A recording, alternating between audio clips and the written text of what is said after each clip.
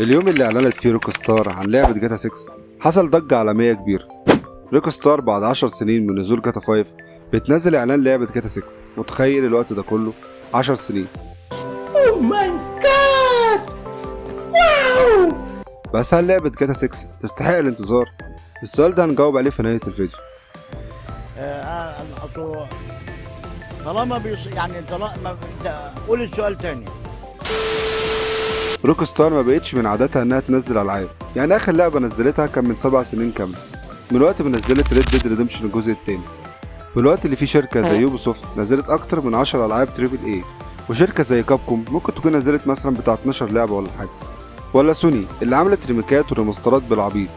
ولكن نيجي روك ستار في خلال 12 سنة بس نزلت لعبتين، جاتا في 2013 وريد ديد ريدمشن الجزء الثاني في 2018.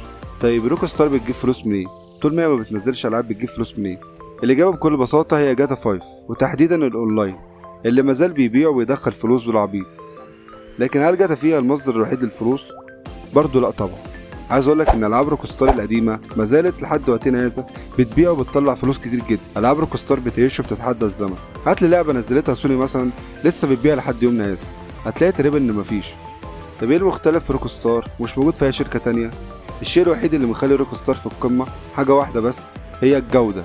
أيوة، الجودة هي أهم عامل من عوامل نجاح واستمرار شركة روك ستار على أي استوديو تطوير ألعاب تاني مهما كان شكله أو حجمه، مهما كان كبير أو صغير.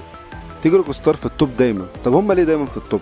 علشان ببساطة الموضوع مش بسيط بالنسبة لهم، إنك تعمل لعبة عالم مفتوح بمهمات وأفكار جديدة ومختلفة، وإنك تقدم لعبة للصناعة مش بالشيء الهين بالنسبة لهم. هما بالنسبة لهم اللعبة لو نزلت ومبيعتش 100 مليون نسخة يبقى ده بالنسبة لهم فشل، علشان هما حقيقي بيتعبوا بيبذلوا مجهود كبير وجبار عشان يخرج منتج بالجودة والإبداع والتقنيات اللي انت بتشوفها دي. روك ستار بتنزل اللعبة وتيجي الشركات تقلدهم وتنحت منهم. وليك في صانعين لعبة مندس أي حاجة، عشان بس اللي عمل الاستوديو كان شغال في روك ستار طلع ملا الدنيا كلام. أنا كنت شغال في روك ستار، أنا كنت شغال على جاتا في. الراجل حقيقي كان بيحاول يبيع لعبته على سمعته القديمة إنه كان شغال في روك ستار. انت متخيل الوضع واصل لحد فين؟ بس مش دي المشكلة برضه. يا عم عادي بيع لعبتك زي ما انت عايز، ولكن تيجي في الاخر تقدم لي منتج رديء وقبيح للدرجة دي، يبقى ما تقولش على نفسك انك كنت شغال في روك ستار، لانك عارف كويس هم من المستحيل انهم يخرجوا لعبتهم بالشكل الكارثي اللي انت عملته ده. بس دي مش قصتنا دلوقتي. نرجع ليوبي سوفت تاني. يوبي سوفت صنعت تقريبا في اخر 10 سنين 8 العاب. يوبي سوفت عملت لعبتين واتش دوجز ولعبتين فار كراي و4 العاب اساسنس كريد. مش هنتكلم اطلاقا عن الاصدارات الجانبيه اللي اصدروهم زي فار كراي، نيو دون وغيرها من الالعاب التانية، ومش هنجيب سيرتهم. حط كل الالعاب دي في كفه ولعبه واحده زي ريد ديد ريدمشن في كفه. انت من نفسك هترمي كل دول في الزباله وتختار ريد ديد. عارف ليه؟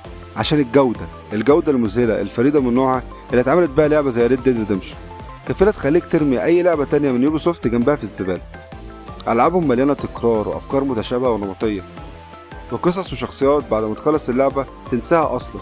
ولكن لو قلت لك ارثر مورجان، ايوه انت افتكرته على طول. لو قلت لك مثلا كاساندرا هتفتكرها، ولكن هتقعد شويه لحد ما توصل لمين كاساندرا. رغم حبي ليها الشخصيه دي شخصيه كويسه جدا، نقطه الشخصيات دي لوحدها عايزه فيديو لوحده. بص معايا كده، مفيش لعبه نزلت جديده الا واتعمل لها مود لسي جي. طب ده ليه؟ عشان شخصيات روك ستار قريبه من الواقع، فيها من التعقيد والحبكه اللي تخليك تحبهم وتتعلق بيهم. شخصيات بتتحفر في الذاكره زي مثلا تومي فيرستيتي وزي بيج سموك ومايكل وتريفور المجنون ونيكو بيليك. بالنسبه لي شخصيه نيكو بيليك شخصيه ايقونيه والله، بتعيش معاها سوداويه في القصه ما شفتهاش قبل كده. من افضل الشخصيات اللي اتقدمت في عالم الالعاب، بس طبعا مش افضل من الشخصيه الايقونيه ارثر مورجان. افضل شخصيه في تاريخ الالعاب بلا منازع، شخصيه ملحميه، وطبعا احنا شارحين قصته. لو حابب تشوف الفيديو هيظهر لك من الاي اللي فوق دي. الامر مش متوقف هنا عند الشخصيات بس، روك ستار عندها فريق من الكتاب عباقره بيكتبوا قصص ملحميه. والصراحه روك ستار متفوقه في كل حاجه حرفيا. يعني لو اتكلمنا عن الشخصيات متفوقه، لو اتكلمنا عن القصص فالقصص ملحميه وعظيمه، ولو اتكلمنا عن الجرافيك فلحد وقتنا هذا جرافيك ريد ديد ريدمشن الجزء الثاني مازال بيتفوق على اجدع لعبه في 2025. ولو جينا اتكلمنا عن العالم والبيئه فهم عندهم افضل مصممين مراحل في العالم كله، من ناحيه تصميم البيئه والعالم والمهام وكل شيء يخص الجيم بلاي والاستكشاف. وده ليه؟ لان العاب روك ستار العاب تحليليه. يعني ايه العاب تحليليه؟ دي الالعاب اللي بتخليك تحللها لحد اخر نفس.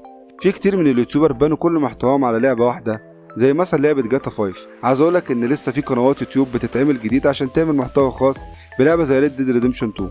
شايف بعد 7 سنين من اصدارها. عايز اقولك ان في قنوات اتعملت اصلا على لعبه زي جاتا 6 اللي هي لسه هتنزل السنه الجايه. روك ستار لما بتنزل لعبه بتفتح معاها بيوت ناس كتير جدا، بدايه من يوتيوبرز بيعملوا محتوى بيجيب ملايين المشاهدات على العابهم لحد شركات الالعاب.